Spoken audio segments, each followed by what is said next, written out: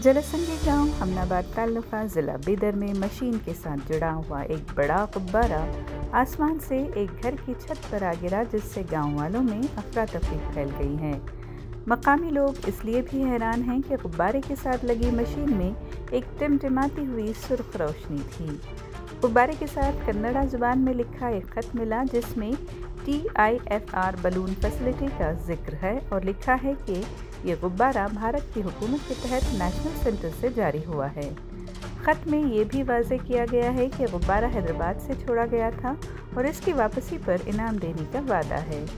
ये गुब्बारा Tata institute of fundamental research के सैटेलाइट पेलोड का हिस्सा था, जो पिछली रात 10 बजे हैदराबाद से मौसमियाती तहकीक के लिए छोड़ा गया था। इसकी मुतवक्को मुद्दत 6-7 घंटे थी, जिसके बाद वो जलसंगी गांव में सुबह के वक्त गिर गया। हुक्काम ने तस्दीक की है कि यह गुब्बारा मौसमियाती तहकीक के सैटेलाइट पेलोड का हिस्सा है, जिस पर मरकज़ी हुकूमत तहकीक कर रही है।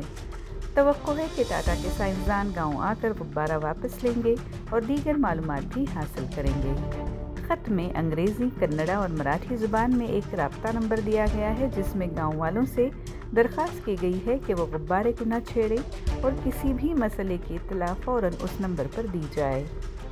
फ़िलहाल गुब्बारे को देखने के लिए बड़ी तादाद में लोग जमा हो चुके हैं, हालांकि किसी किस्म का नुकसान रिपोर्ट नहीं किया गया है।